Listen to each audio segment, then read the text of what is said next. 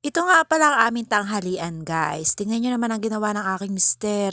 May bagoong, may nilagang talong. Tapos gumawa siya ng kamatis, nilagyan niya ng sibuyas. Tapos may mangga. Mangga ata to ng kapitbahay At nagprito nga rin pala siya ng galunggong, yung maliliit. Kasi sabi ko sa kanya, mas gusto ko yung maliliit kapag prito. Kakain na sana ako ng tanghalian guys. Ang kaso ang sabi ng mister ko, wag muna daw ako kumain kasi baka hindi ako makakain ng marami. Wow ha, talagang gusto ko kumain ng marami. Talagang gusto pa ako nito patabain. Napakasarap naman talaga kapag ganito ang ating ulam. Napakasimple lang, pero napakasarap, di ba? Parang ang feel ko tuloy nasa bukid ako. Ayun na nga, buti na lang hindi ako kumain kanina. Di sana hindi nga mapaparami ang kain ko. At talaga napasarap din ang kain tong aking mister. Hulaan nyo guys kung nakailang sandok na to. Pangatlo na kaya niya yan. Hala, walang diet talaga kapag ganito ang pagkain guys. Kanina pala naisipan ko magkutsara at tinidor. Ang sabi ko kapag ako nagkutsara at tinidor hindi ako gaganahan kumain. Kaya ito nagkamay na lang ako. Mas masarap kasi guys magkamay lalo na kapag ganito ang pagkain, di ba? Ayan, kaway-kaway sa mga kumakain nito guys. Hindi ka Pinoy kung hindi ka kumakain nito. Charis!